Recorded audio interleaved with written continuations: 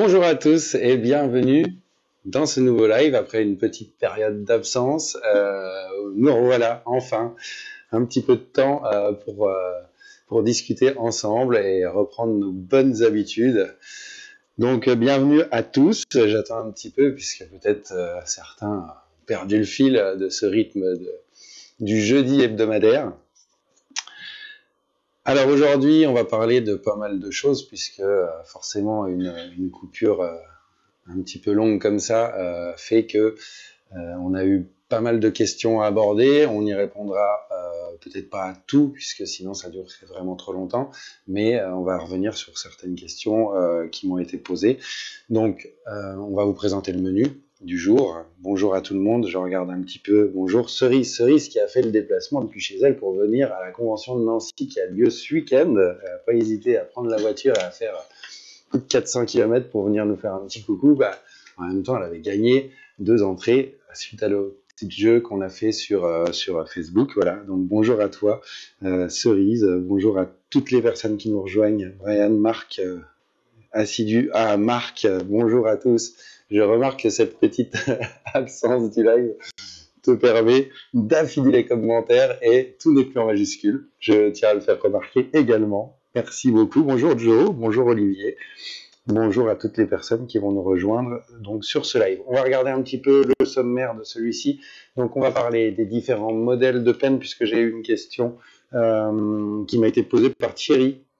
Thierry qui demandait la différence entre les modèles, entre les 4 modèles de chez du stylo Sunskin et puis la FK Iron, la Xion. Donc on va parler un petit peu, un petit comparatif de cette machine-là seule face aux 4 autres qui existent. Là vous en avez 3, plus vous avez la série là, toute derrière on a rentré la Thomas Carly Gerlier. On va en parler un petit peu. J'ai une question également plus générale, mais une demande de Brian qui nous demande la différence entre les pens, entre les machines rotatives Direct Drive, un petit peu mêlé aussi la machine Direct Drive, mais qui peut accueillir des aiguilles traditionnelles et non de la cartouche. Et puis également sur la traditionnelle, donc toutes les petites différences, on va essayer d'en parler un petit peu, les points forts, les points faibles, etc. On va essayer de faire un petit sujet là-dessus. Le mieux possible, voilà, je vais vous montrer plusieurs machines, on va essayer de parler de tout ça. J'ai une question qui est un peu redondante, qui nous demande des explications sur les aiguilles, les différentes tailles. Donc on en a déjà parlé sur différents lives, mais de toute façon je vais vous en reparler puisque c'est une question récurrente et ça ne me dérange absolument pas de reprendre un petit peu de temps sur les lives pour en reparler. Et puis il y a des nouveaux qui arrivent, donc n'ont pas forcément eu accès au premier live, etc. Donc on va prendre un petit peu de temps pour remettre ça sur la table. Et puis je finirai avec les questions-réponses, des petites questions qui ont été posées par vous, et sur lesquelles on va revenir un petit peu à la fin, notamment on va parler des encres, les nouvelles Formula 23 avec les dilutions de gris qui sont arrivées. Maintenant, on va parler aussi tattoo finish, on parlera aussi un peu spirit, etc. Enfin, en tout cas papier pour passer dans le transfert. 700 km, nous précise Cerise, pour son petit week-end sympathique à Nancy, avec nous, voilà. On était à la maison en même temps, nous, donc on avait à peu près 10 km, ça nous change vraiment des conventions qui ont lieu un peu partout. Donc allons-y, commençons déjà avec la question donc, de Thierry qui nous demandait d'aborder la différence entre les pens qu'on retrouve chez Sunskin, le stylo, et puis la Xion de chez FK Irons. Donc la différence, déjà, vous avez 4 machines, donc il faut faire un petit peu votre choix. Donc à noter que vous avez le modèle entre guillemets original qui est celui-ci. Voilà, ça c'est le modèle classique sur lequel vous retrouvez la principale caractéristique, c'est que vous allez retrouver un excentrique de 4 mm sur ce modèle-là. Il est accompagné du modèle qui existe également en rose, voilà, mais ces 2 modèles sont strictement identiques. Vous n'avez aucune différence à l'intérieur, vous avez exactement le même excentrique pour les 2. Voilà. Donc 4 mm au niveau de l'excentrique. Ensuite, vous avez la série de Thomas, là, qu'on a rentré il n'y a pas très longtemps, donc la signature la version par Thomas. Voilà, j'essaye de bien vous la faire voir. Donc, mis à part 2-3 petits aspects esthétiques, pas grand-chose ne change dessus.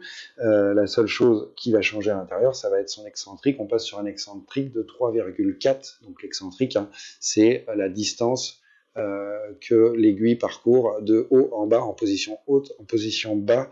Donc, entre guillemets, voilà, sa longueur de course entre le point haut et le point bas. Et puis, vous avez la série Matteo.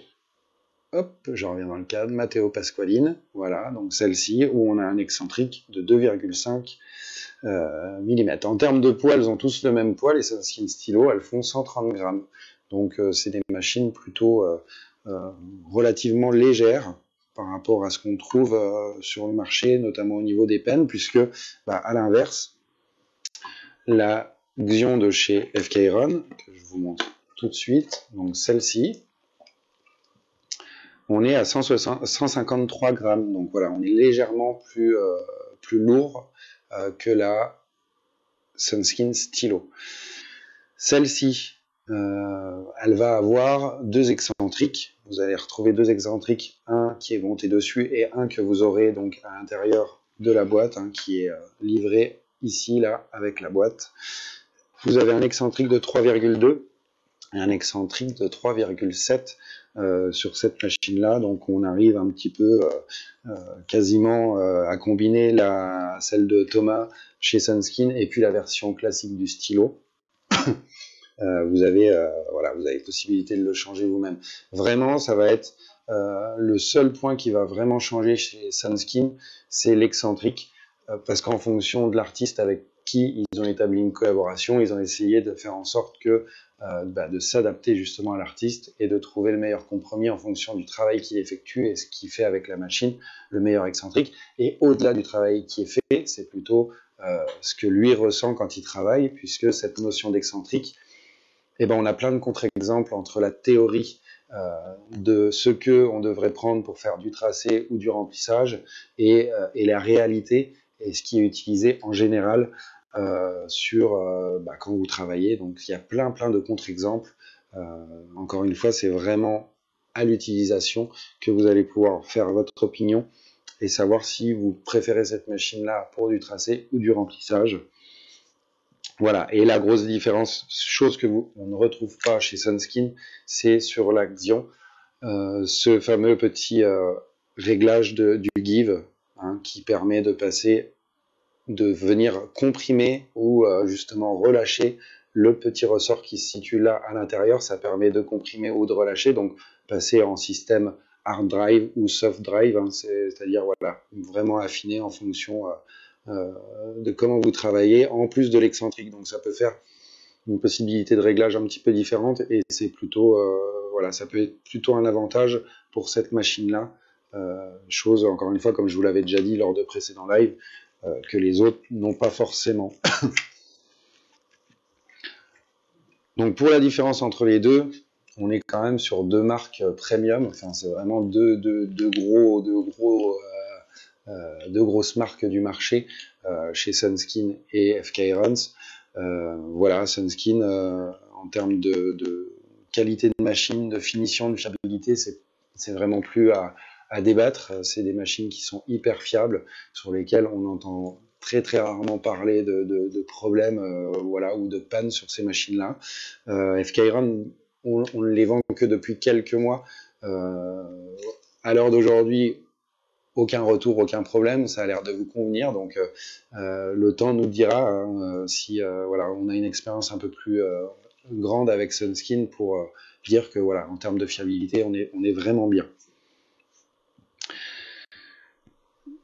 Donc voilà, après, chez Sunskin, vous avez un peu plus d'excentriques disponibles. Ça va vous permettre, en fonction de ce que vous utilisez, si vous en utilisez déjà, de peut-être trouver ce qui vous va le mieux. Et puis peut-être, alors la signature, ça donne un petit aspect aussi en fonction du travail qui est réalisé par l'artiste qui signe la machine, de savoir s'il fait plutôt de l'ombrage, du remplissage, des dégradés, s'il travaille plutôt en noir, plutôt en couleur. Ça peut avoir une incidence et sur le choix de la machine, ça peut être plutôt sympa. La Sunskin originale, entre guillemets, elle se place à 4 mm, donc elle se place pour couvrir un éventail un peu plus grand au niveau de travail, la rendre un peu plus polyvalente, pour vous permettre de travailler un peu tout. Chez Xian, c'est pareil, hein, vous changez juste l'excentrique. Au niveau plage de travail et moteur, elle a l'air d'être assez efficace sur à peu près tout, même pour le tracé. Hein. On sait très bien que le tracé, c'est souvent le gros point noir des machines rotatives en général, que ce soit des pennes ou des machines plutôt classiques. Donc voilà, vous avez vraiment le choix avec un éventail assez large pour pouvoir faire voilà, opter pour telle ou telle machine. Et puis après, vous avez aussi, pour moi, ça rentre pas en compte parce que c'est votre outil de travail, mais pour vous, forcément, vous l'avez entre les mains. Vous avez l'aspect aussi esthétique de la machine qui peut vous faire pencher vers telle ou telle machine. À savoir que chez Sunskin, donc là, vous avez un manchon de 25 mm qui est un petit peu profilé là pour la FK Iron, et chez Sunskin vous avez un manchon de 25 qui vous est livré avec, et dans la petite boîte vous est également livré un autre manchon qui fait 30 mm. Donc voilà, pour les personnes qui ont des plus grosses mains et qui veulent, qui apprécient en tout cas d'avoir un plus gros manchon. Et puis vous en avez un troisième également, un peu plus profilé. Voilà, ça s'adapte en fonction de comment vous vous sentez à l'aise. En tout cas, vous avez le choix de choisir le manchon avec ce modèle-là de chez Sunskin. Voilà pour ce petit tour d'horizon et ce comparatif. Après, en comparatif, vraiment, c'est dans l'utilisation.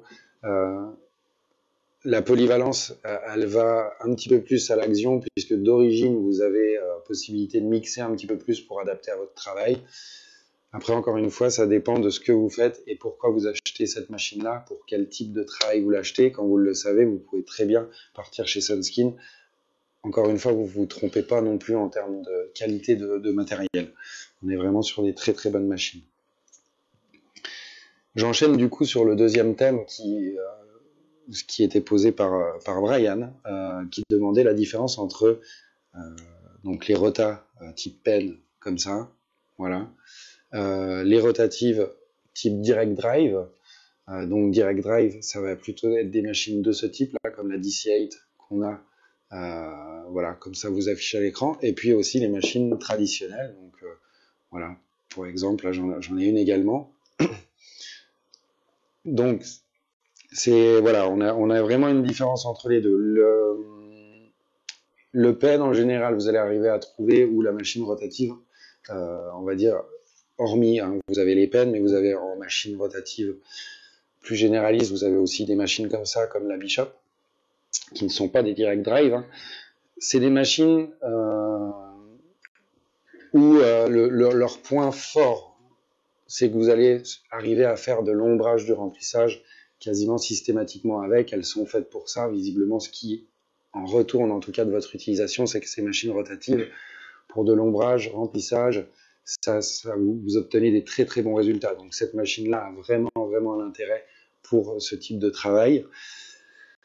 Et comme toujours, ce qui va peiner, c'est arriver à faire un beau tracé. Donc aujourd'hui, le direct drive, justement, c'est une alternative à la machine traditionnelle pour arriver à faire du tracé qui s'en rapproche. Je dis bien qu'il s'en rapproche parce que force est de constater que le numéro 1 pour faire des tracés, ça reste la machine rotative traditionnelle. Voilà, c'est vraiment la machine avec laquelle on obtient le meilleur résultat, et on ne détrône toujours pas une machine trad par rapport à une machine rotative pour ce travail-là. Avec cette machine-là, on va arriver à bien travailler, c'est sûr, mais sur le panel entier et le nombre de personnes qu'on peut interroger, ce qui en ressort toujours, c'est que ça, c'est bien, on arrive à avoir vraiment des bons résultats, mais ça reste quand même mieux.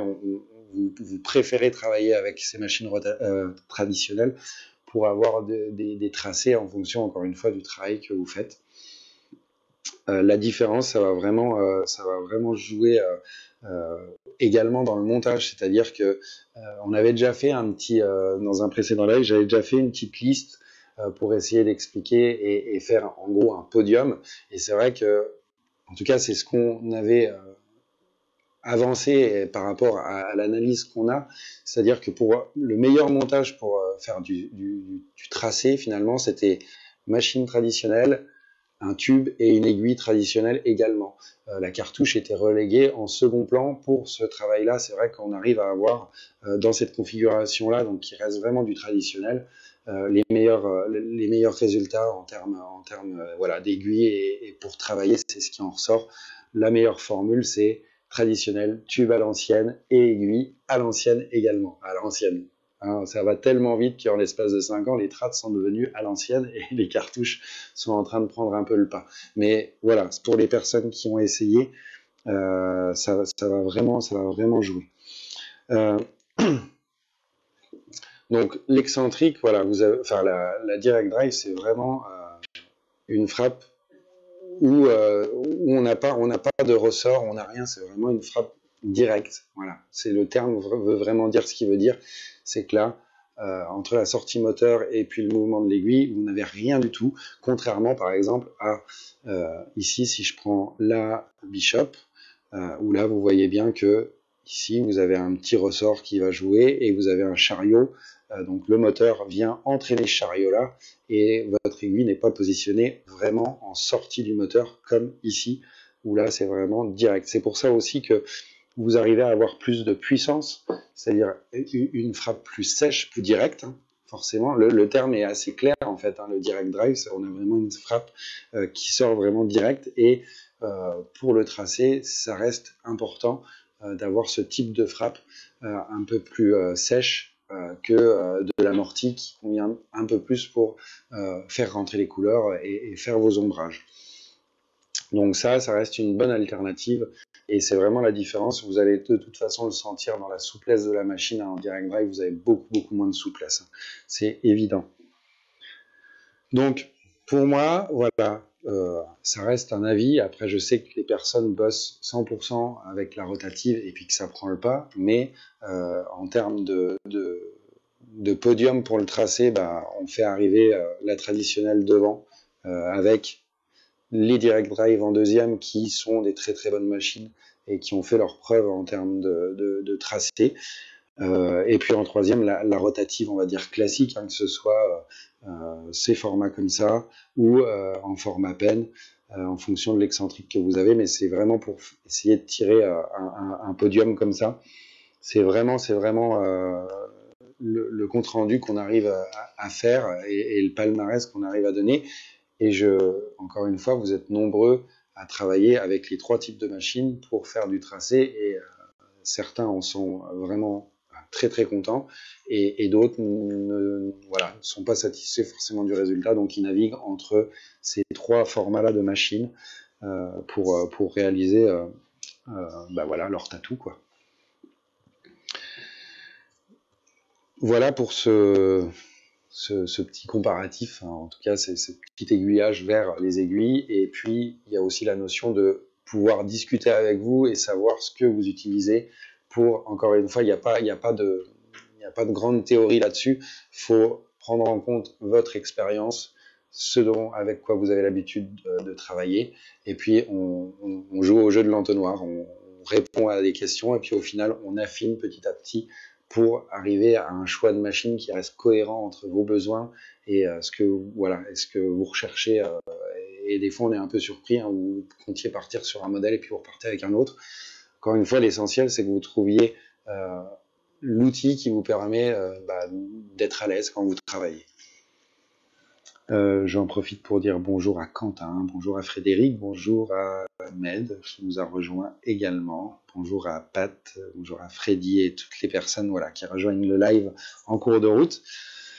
On va passer sur un petit dossier bien connu du live maintenant. On va parler un petit peu des aiguilles, mais des aiguilles dans la théorie et dans les grandes lignes des aiguilles. On va pas parler de produits en particulier, on va pas parler de marques, de choses comme ça, on va parler vraiment des aiguilles, comment est fait l'aiguille, etc. Et vous aider à choisir vos aiguilles, sans parler de quelle marque allez-vous acheter, puisque c'est pas forcément ce qui nous intéresse quand on parle de ça. Donc, je reviens pour répondre à la question qui a été posée par, j'ai pas le prénom, mais c'est l'encre parenthèse, le pseudo je crois que c'est sur Facebook qu'on nous a partagé cette question-là. Donc, qui nous demandait donc la différence entre les 0,25, les 0,30, les 0,35, les différences de taper, les utilisations, quelle marque privilégier, justement ça, c'est compliqué de vous aider à choisir telle ou telle marque. On peut, puisque voilà, il y a des marques qui fonctionnent, enfin toutes fonctionnent hein, d'une manière générale, et puis vous avez surtout des marques où vous ne retrouvez pas forcément les mêmes caractéristiques. Donc c'est en fonction de la caractéristique que vous recherchez que vous allez arriver à trouver l'aiguille qui vous convient et la marque qui vous convient.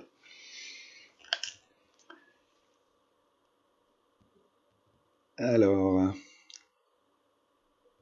non Christophe, je ne parle pas de la GT Smart, je ne vous en parle pas pour pas vous mettre l'eau à la bouche puisque nous n'en avons plus. Donc ça sert à rien que je vous parle de machine si vous ne pouvez pas vous laisser tenter et l'acheter. Je pourrai vous en reparler dès que les stocks seront pleins. Ça devrait arriver d'ici moins d'une semaine, mais voilà. C'est une machine qui a créé vraiment la surprise et c'est super parce qu'en plus de ce que je vous ai dit dans le live, vous à l'utilisation, vous le confirmez et la preuve c'est que vous avez tout pris. Donc je me suis retrouvé un petit peu dans l'embarras à devoir mettre tout ça en rupture le temps que la nouvelle série arrive. Donc je vous dis normalement d'ici une petite semaine ça devrait être de nouveau disponible chez nous. Mais on pourra en reparler. C'est voilà, il y a un système. C'est quasiment du direct drive également hein, sur cette machine-là, donc on peut la classer aussi dans les machines direct drive avec une grosse puissance qui la rende visiblement très très polyvalente et qui vous permet de travailler et quasiment tout faire avec. C'est un petit peu un ovni. Je suis content d'avoir réussi à vous la proposer en tout cas. Je voulais passer donc aux aiguilles, je reviens dessus. Donc rapidement, je vais simplement vous remontrer un petit peu les schémas. J'ai ressorti mon petit tableau également pour vous montrer ça. Donc, les aiguilles, quelque chose essentiel à connaître dessus, savoir déjà son diamètre, qui est, vous le verrez, un petit peu annexe dans certains cas, savoir choisir son taper et également la distance à laquelle la soudure est effectuée. Cette soudure va jouer sur la souplesse ou la dureté de votre aiguille. La souplesse, la dureté, j'ai pas l'outil sous la main, mais c'est vraiment pour vous. La soudure va vraiment jouer sur ça, c'est-à-dire que vous pouvez faire l'expérience chez vous, hein, c'est simple, hein, vous prenez un réglé, tout simplement, vous le mettez au bord de votre table et vous le laissez dépasser de 20 cm, vous allez voir ce qui se passe, et puis vous le rapprochez à 3 cm et vous rappuyez dessus. Donc ça va vraiment durcir et il va quasiment y avoir aucune ondulation de votre réglé. Donc c'est exactement pareil pour les soudures, les pointes d'aiguille, etc. Ça joue vraiment sur la rigidité de votre aiguille. Donc comme vous le voyez sur le schéma, j'ai pris l'exemple, alors je vais plutôt vous montrer le deuxième exemple avec deux aiguilles en 0,35 qui seront deux traceuses que nous vous proposons d'ailleurs, hein, c'est les Suprême et l'US Liner.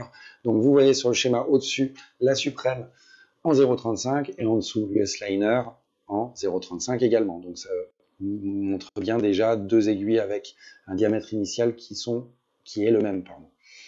Donc vous regardez ensuite la deuxième chose très importante, ça va être le taper. Le taper, c'est la distance entre le moment où l'aiguille commence à s'affiner et puis où elle arrive au bout, à la pointe, donc ce qui va rentrer en partie sous la peau. Donc vous voyez que sur la Suprême, on a un taper de 5,5, donc ce qu'on appelle un super extra long taper, c'est le plus gros qu'on ait, enfin le plus long.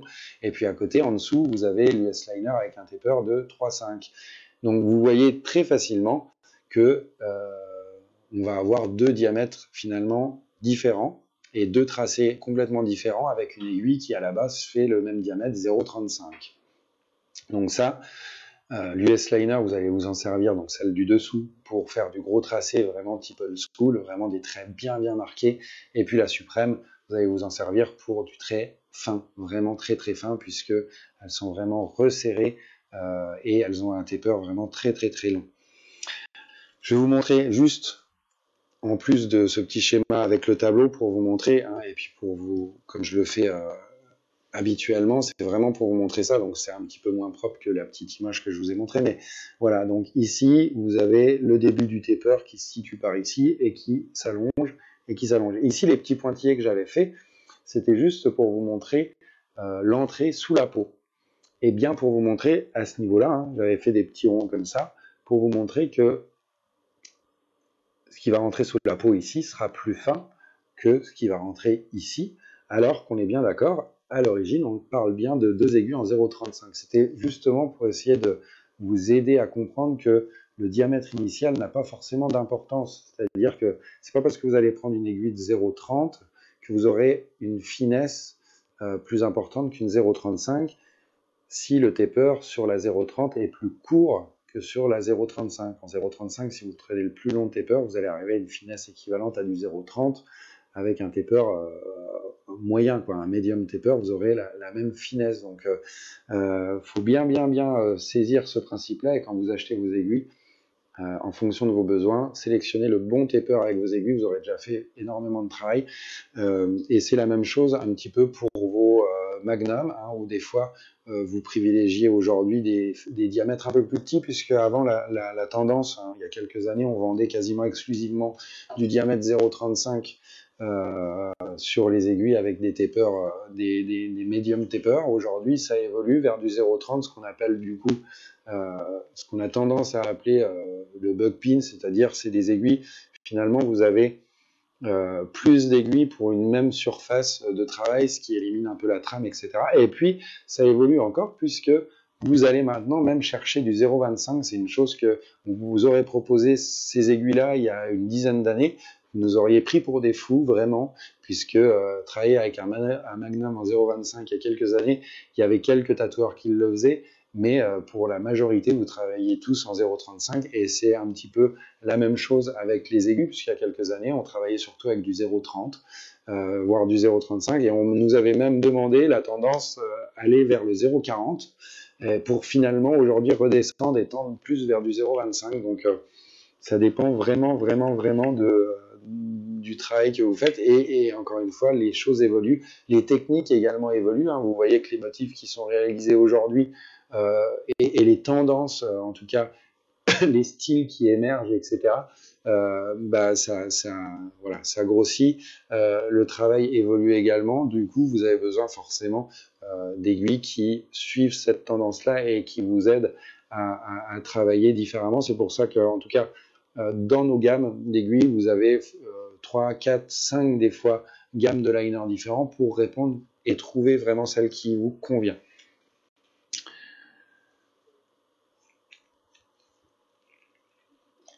Donc, ouais, Brian, pour éviter cet effet de trame, c'est plutôt du magnum, on va plutôt passer sur du 0,30 pour avoir ces effets-là, puisque pour que ce soit relativement clair, si tu prends un magnum de 7 en 0,35, il faudra, pour remplir la même surface, que tu prennes du 9 en 0,30 pour compenser du coup la réduction du diamètre de l'aiguille, et ce qui va te permettre d'avoir sur une largeur qui est habituellement faite par du 7 en 0,35, et ben de remplir cette même largeur avec 9 aiguilles. Donc tu vas avoir beaucoup plus d'aiguilles et supprimer un petit peu cet effet-là. Et c'est du coup, oui, souvent utilisé pour le réalisme, pour obtenir les effets désirés. Voilà pour ces grandes lignes, encore une fois. Vraiment, ce qui est très très important, et ce que je martèle depuis le début des lives, c'est choisissez le bon taper.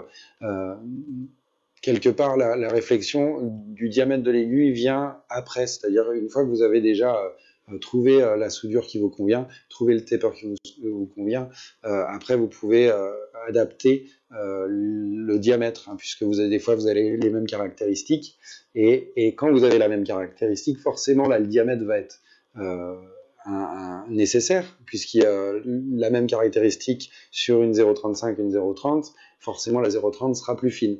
Voilà, donc, mais ça vient un petit peu en dernier. Il faut vraiment regarder en premier le taper, votre soudure qui va jouer sur la rigidité également en fonction de ce que vous faites, et en dernier, le diamètre de votre aiguille. Et on prend vraiment le temps de vous l'expliquer ça, parce que c'est très très important, et vous achetez pas des boîtes d'aiguilles voilà, en pensant avoir fait le bon achat, et puis au final ça finit dans votre tiroir, parce que voilà, vous pensiez que c'était ok, et puis non, ça le fait pas.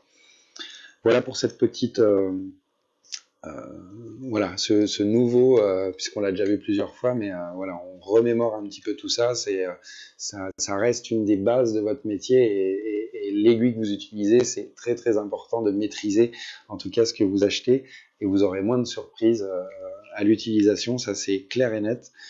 Du coup, voilà, vous pouvez même toujours nous demander conseil. Hein. L'équipe est là aussi pour vous aider à faire ce genre de choix. On est juste limité des fois en conseil parce que vous avez des méthodes de travail un petit peu différentes, mais on peut au moins vous dire ça va être fin, ça va être plus gros, on va être presque être sur du shader. Par exemple, les US Liner, on est vraiment presque sur du shader, des aiguilles très très peu resserrées quand même, hein, mais on est vraiment quasiment sur un hybride entre le liner, le shader.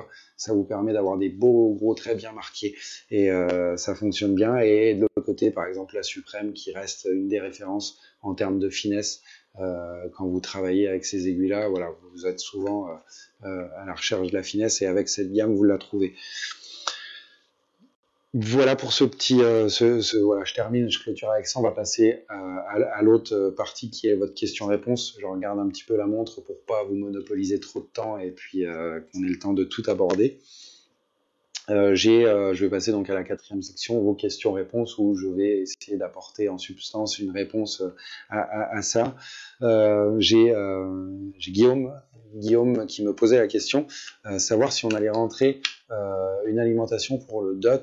Donc pour le moment non, je recherche des choses qui existent, je vais rentrer et j'attends, hein, puisqu'il faut que je teste, mais je rentre un petit boîtier d'ici, alors je vais dire, on va dire 2 mois je pense, mais en tout cas c'est vraiment sur le point d'arriver, un petit boîtier qui va vous permettre d'être raccordé à votre alimentation et de venir faire en sorte que vous ayez une sortie d'aiguille adaptée, plus sèche, avec du coup parcours réglable, c'est-à-dire que vous pourrez avoir possibilité voilà, pour du DOT en tout cas, de venir affiner les réglages et d'ouvrir également sur des paramètres qu'on n'a pas accès avec une alimentation classique. Donc voilà, ça ouvre une autre possibilité, à voir si ça fait le boulot et si ça vous convient, mais c'est une chose qui n'existait pas, donc c'est voilà, c'est quelque part une nouvelle fonction qui apparaît, à voir si ça se concrétise et si ça vous convient. Mais voilà, c'est à tester, donc je vais vous le proposer d'ici peu, puisque je pense que ça vaut le coup, en tout cas quand il y a une nouveauté comme ça qui sort, que ça vous soit proposé. Donc voilà, pour répondre à ta question, enfin Valentin Guillaume, alors je sais pas si c'est Valentin le prénom ou Guillaume, je ne sais pas, donc voilà, ça arrive en tout cas chez nous. J'ai Brian également qui me posait une deuxième question en plus de la différence sur les retards, hein, qui me demandait les alimes sans fil et si on allait rentrer des batteries, des choses comme ça. On est dessus, on est en train de chercher quelque chose, un produit comme ça. Le seul truc, c'est que on prend juste un petit peu le temps de voir ce qui se fait, puisque il y a l'air d'avoir différents types de produits, différentes qualités. Le plus important, c'est notamment la batterie, qui est très très importante. Et puis, on voit aussi 2 types d'affichage. Un type d'affichage à barre, voilà, vous avez juste des crans, et puis un type d'affichage avec du voltage. Je trouve qu'il serait mieux qu'on essaye de, voilà, peu à peu d'essayer de trouver cette solution-là, au moins avec un affichage du voltage, parce que si vous ne vous servez plus de votre alimentation, que vous ayez quand même au moins une notion de la vitesse à laquelle vous travaillez, je trouve ça important, mais je pense de toute façon qu'on vous proposera les deux, un petit peu comme ce qu'avait fait sur les alimentations traditionnelles Econ, hein, vous avez la Econ avec le petit bouton et les petites graduations colorées, et puis vous avez la grosse avec l'affichage complet dessus. Donc ça peut être sympa. Mais encore une fois, besoin de vraiment trouver un produit qui tienne la route. C'est-à-dire que si vous achetez un produit et que ça dure 4 mois, vous allez devoir le changer très très régulièrement, et ce qui fait tout dans ce genre de produit, c'est la batterie qui est placée à l'intérieur, donc la qualité de la batterie fera également la qualité du produit. Et clairement, je suis pas vraiment pour vous proposer des produits de type ce que vous allez pouvoir trouver sur des sites à droite à gauche qui vous proposent ça à un prix ridicule, parce que je pense que Encore une fois, le prix fait quand même la qualité d'un produit dans notre métier, et voilà, je veux pas prendre trop bas en qualité pour que vous puissiez garder un minimum de temps votre batterie. J'ai eu des retours également parce que je sais que certains le proposent déjà, etc. Mais j'ai besoin de prendre un peu plus de temps pour justement éviter l'empressement sur ces nouveaux produits-là, notamment la connectique de l'RCA, hein, qui avec le temps ça peut bouger et puis prendre du jeu, et puis au final c'est pas la batterie, mais c'est votre connectique RCA qui va tourner sur elle-même, au final vous allez bosser, votre truc il va tomber. Ça peut être un petit peu énervant, donc faut trouver quelque chose qui tienne vraiment la route, que ce soit en termes de batterie et en termes de connectique, que ça dure dans le temps. Encore une fois, le principal, c'est vraiment que vous puissiez le garder un nombre de... Enfin, voilà, vraiment un petit peu de temps pour pouvoir travailler avec raisonnablement, quoi. C'est pour vous en vendre, juste pour vous en vendre, voilà. On n'a pas trop envie de tendre vers ça. Donc pour ce point-là, on y travaille dur. Quand on a trouvé, bien entendu, vous en serez informé, et puis on en parlera ici, hein, c'est le bon labo pour faire ce genre de test et pour comparer, pourquoi pas, avec une alimentation traditionnelle, et puis ce format-là, avec la même machine, et voir au niveau des résultats ce qu'on obtient. J'avais une question de Gary Elrital, il a marqué. Donc, je pense qu'il est espagnol, hein. Du coup, je vais répondre à sa question concernant l'utilisation. Il a une Bishop V6, il utilise de la cartouche, alors en l'occurrence c'est de la cartouche M qu'il utilise, mais c'est un peu une généralité avec la Bishop. C'est une machine, voilà, et il me dit qu'elle a du mal à tourner et du mal à se lancer. C'est une chose que j'avais déjà vue avec vous sur un précédent live également, c'est-à-dire que la Bishop, c'est une machine qui a été conçue déjà il y a quand même quelques années, et il y a quelques années, la cartouche ne représentait quasiment rien en termes d'utilisation par les tatoueurs. Et donc, cette machine-là est à la base conçue pour être utilisée avec des aiguilles traditionnelles.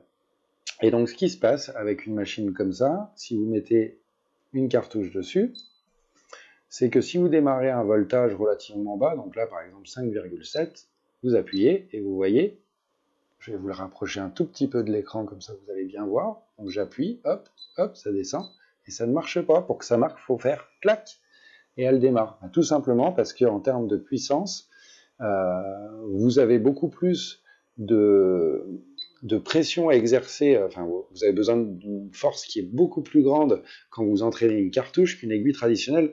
Pourquoi? Parce que dans vos cartouches, vous avez soit un petit élastique, soit une membrane qui ont une dureté différente et qui peuvent aller jusqu'à, sur certaines, ça s'est vu à plus de 400 grammes, quoi. Donc ça fait 400 grammes avec le moteur qui vient appuyer là.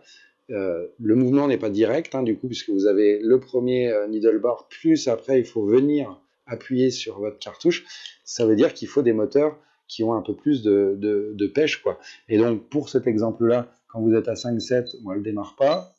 Et voilà, à partir de 6, elle va commencer à démarrer. Mais en dessous, c'est vrai que si des fois, vous travaillez un peu bas avec votre alimentation, en fonction de la machine, à 5,5, elle ne démarre plus. Voilà. Et si vous mettez une aiguille traditionnelle dessus, à 5,5, elle va partir tout de suite, puisque vous avez beaucoup moins de force à entraîner pour qu'elle parte voilà, c'est beaucoup moins lourd en gros. Votre aiguille trad est beaucoup moins lourde qu'une cartouche avec la membrane à l'entraînement pour le démarrage de votre machine. Donc, ce qui se passe souvent, voilà, c'est que ça reste bloqué comme ça, on appuie dessus et après ça part. Voilà pourquoi ça fonctionne un peu moins bien. C'est parce que cette machine-là, à la base, n'a pas été faite pour recevoir de la cartouche, comme aujourd'hui les pennes qu'on retrouve qui sont conçues, eux, exclusivement pour ce type de travail-là.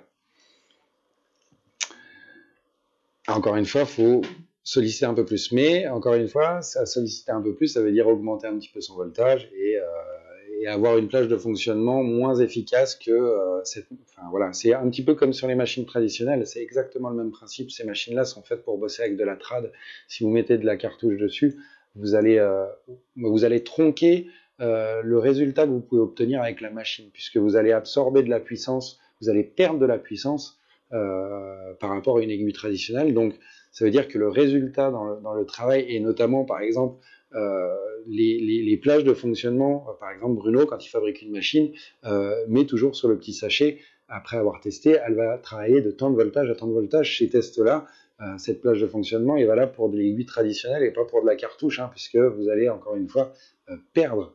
Et moi, après, c'est que mon avis. Après, peut-être que d'autres personnes diront autre chose, mais pour moi, par précaution, ça serait ne pas utiliser de cartouche avec les machines trad, où vous fatiguez plus la machine au niveau des ressorts, au niveau des condensateurs, au niveau des bobines, vous la fatiguez plus. C'est-à-dire que c'est comme si vous achetez une Twingo et que vous roulez avec une caravane en permanence avec la voiture. C'est pas des voitures qui sont forcément faites pour tracter tout le temps une charge assez lourde. Et ben là, c'est exactement pareil pour les machines. Elles sont faites pour tourner avec le coffre rempli, mais pas une caravane au cul. Voilà, si on peut synthétiser et puis montrer une image par rapport à l'effet que ça fait. Voilà pour répondre à la question de Brian par rapport, de Gary Elrital pour la Bishop V6 et pourquoi elle a du mal, parce que elle n'est pas forcément adaptée pour ça. Il y a Carlouch qui m'a demandé des exemples sur le rôle de chez Easy Tattoo. Donc, j'avais déjà fait un petit test au niveau de la pose notamment. J'avais déjà fait un petit test dans un précédent live. On essaiera de vous le mettre en commentaire, ça, pour que vous puissiez revoir. J'avais fait le test avec le Dermalize, mais celui de chez Easy Tattoo, ça reste vraiment exactement le même produit. Donc, en termes de pose, c'est exactement pareil. J'avais passé un peu de temps où j'avais fait un petit test sur moi pour vous montrer la pose, comment on l'enlève, comment on l'applique et comment on l'enlève, parce que c'est un produit qu'il ne faut pas arracher, qu'il faut détendre pour l'enlever correctement. Et ça, faut bien l'expliquer à vos clients quand ils l'utilisent. Donc, on reviendra avec vous en commentaire sur la date de ça. On vous mettra peut-être même le lien directement, comme ça vous tombez sur YouTube, hein, notamment tous les anciens lives sont stockés sur notre page YouTube. Donc si vous voulez aller faire un petit tour, vous allez sur la page JTC Tattoo que l'on a, vous vous abonnez, hein, vous n'oubliez pas, c'est important. Et puis vous allez pouvoir reconsulter tous les anciens lives. Je regarde un petit peu mon téléphone puisque je parle comme d'habitude, mais je ne vois pas si d'autres questions tombent entre temps. Ça n'a pas l'air. Vous répondez entre vous, c'est bien, c'est parfait. Ah bah après sur la formule, le Easy Tattoo, vraiment ça reste quand même des produits relativement très très proches, hein, les deux, hein, et puis en termes de résultats, voilà. Après c'est peut-être voilà à vérifier, mais il y a peut-être une notion de tenue dans le temps, mais en tout cas j'ai quand même pas mal de personnes qui sont passées de Dermalize à celui de chez Easy, ou quand on n'avait plus de Dermalize, ils prenaient celui de chez Easy. Ça fait le travail et ça fonctionne de toute façon. Le Tegaderm, c'est la version de chez 3M, la version originale, hein, qui existe depuis des années et des années maintenant. C'est le premier qu'on vous a proposé à la vente, mais ces ventes-là sont un petit peu stoppées parce que vous aviez un rouleau de Tegaderm qui valait à peu près 80 € à l'époque, et puis le Dermalize est arrivé à 36, donc vous avez fait votre choix rapidement concernant ce produit-là. Et puis, je vais continuer un petit peu tout ça, parce que sinon je ne vais pas arriver à finir à l'heure et je ne vais pas vous laisser reprendre votre journée de travail. J'ai Jérôme qui me demandait quelles sont les différentes sortes de papier pour le transfert stencil. Alors pour moi, et encore une fois ça n'engage que moi, il n'y a qu'une marque qui va vraiment fonctionner et faire le boulot correctement en termes de papier de transfert, c'est la gamme de chez Spirit. Alors chez Spirit, vous avez plusieurs sortes de papier qui existent. Vous avez celui-ci qui est fait pour passer en machine uniquement. Vous avez la version freehand, donc là à la place d'être noté green thermal, vous avez marqué freehand. C'est vraiment pour le boulot à la main. Celui-là, vous ne pourrez pas le passer en machine. Vous avez également du rouleau, vous avez plusieurs formats, mais en termes de qualité et de tenue pendant un tatouage, ça reste le numéro 1 et celui, je pense, voilà, celui à acheter. Alors par contre, c'est un produit du fait de son succès et de sa qualité que vous allez retrouver un peu partout, à des prix voilà, un petit peu différents. Ça va passer de l'officiel, on va dire, qui vaut une quarantaine d'euros le paquet, ça vous ne pouvez pas y couper, C'est-à-dire que si vous achetez ce même paquet à 15 €, c'est que c'est pas du spirit que vous avez à l'intérieur. Encore une fois, il n'y a qu'un prix pour ce produit-là et vous pouvez pas trouver ce produit-là bradé à moitié prix, c'est impossible. Donc clairement, quand vous l'achetez, c'est que c'est pas ce papier-là qui est à l'intérieur. Des fois, le packaging change un petit peu. Ils avaient fait évoluer puisque avant, vous n'aviez que ce papier-là. Voilà. Avant, l'ancien packaging, c'était vraiment sur toute la surface ce dessin-là. Et puis, au vu de la contrefaçon qui était faite, ils ont revu pour faire ça. Bon, après, on sait très bien que ça arrive et puis que c'est vite recopié, mais c'était le temps de faire le tampon, voilà, au niveau du packaging, et puis le prix aussi, hein, qui va vous faire savoir si vous achetez l'original ou non. C'est vraiment très très important, c'est vraiment le seul qui marche. D'ailleurs, on en a, nous, tiré l'expérience, puisqu'à une époque, on vous proposait une autre solution que nous avons arrêtée, puisque en termes de qualité, on ne s'y retrouvait pas. Donc vraiment, je peux vous recommander que cette marque-là, le Stencil Spirit. Pour moi, ça reste le meilleur. Voilà. Je vous laisse confirmer également, hein, toutes les personnes qui regardent, je vous laisse confirmer ça si vous êtes d'accord avec moi ou pas, mais pour ceux qui ont déjà testé d'autres marques notamment, voilà, pour moi, celui-là, vous prenez celui-là. Aujourd'hui, ça dépend de votre consommation. Je sais que des fois vous avez une machine, mais que vous avez aussi des projets à la main, et inversement, des fois vous avez des projets à la main, et puis des fois vous partez en guest, et puis les personnes qui sont dans le shop où vous êtes ont un thermo. On le vend en petit paquet de 20 pièces maintenant, ça vous évite d'acheter un gros paquet si vous n'avez pas l'utilité, notamment pour ça, quand vous êtes en convention, quand vous êtes en guest, on essaye de s'adapter aussi à vous, pour éviter de vous charger inutilement avec des conditionnements trop gros que vous n'utiliserez pas avant 2 ou 3 ans. Ça peut arriver qu'en fonction du papier que vous utilisez, si vous bossez à la machine et puis que vous avez dû acheter à un moment donné un paquet de freehand, ça fait peut-être 3-4 ans qu'il est dans le studio et vous n'avez toujours pas passé les 100 feuilles qu'il y a à l'intérieur. J'ai une autre question qui est venue concernant les tattoo finish. Nous, on vous en propose 2, donc voilà. On peut parler des tattoo finish, donc ça va vraiment vous servir à la fin du tattoo. Pour l'action que ça va avoir, c'est avoir l'action de resserrer les pores, d'arrêter le saignement. C'est vraiment le principe de ce produit-là. Et du coup, ça évite des fois la pose de cello, hein, sur la peau. Alors après, si vous bossez avec du Dermalize, n'utilisez pas ça. Le Dermalize, faut essuyer, etc. Ça, c'est pareil, vous essuyez, vous mettez dessus et vous laissez comme ça marche très très bien, il n'y a pas besoin d'en rajouter dessus. C'est vraiment une... Mais alors, par contre, ça, la personne, elle le garde un petit peu et puis le lendemain, il faut bien entendu qu'elle parte sur ses soins classiques, hein. Ça n'a pas un effet qui dure très très longtemps. C'est voilà, juste le temps que ça referme et que ça arrête le saignement juste après le tatou. C'est vraiment la fonction de ce produit-là. Après, j'ai pas. Sa fonction première, c'est ça. À la fin du tatou, resserrer les pores, arrêter les saignements. On peut pas en parler non plus des heures, puisque l'effet escompté est relativement simple. Donc voilà, vous en avez 2 disponibles. Celui-ci qui est depuis quelques temps, enfin voilà, et le petit nouveau qui est arrivé. Mais en termes d'utilisation et d'effet escompté, vous arrivez au même résultat, peu importe la marque que vous utilisez. J'enchaîne avec la question de Frédéric qui me demandait de parler des Formula 23. Donc là, je les ai ramenés ici. Hop, je vais les ramener devant moi, comme ça. Donc là, vous avez peut-être vu que voilà, c'est arrivé. Ça faisait un petit moment que c'était dispo aux États-Unis. Les nouveaux Formula 23. Hop, je me trompe. L'original, donc celui que vous trouviez jusqu'à maintenant uniquement noir. D'ailleurs, vous êtes plusieurs à me faire part que la formulation a un petit peu changé. Ils ont épaissi leur encre, elle est beaucoup plus épaisse qu'avant, donc certains d'entre vous sont un petit peu déçus. D'autres qui la trouvaient trop liquide avant sont contents. Donc voilà, c'est une formule qui a été un peu épaissie et le constat, et j'ai encore eu une question hier par rapport à ça, et ça revient assez régulièrement.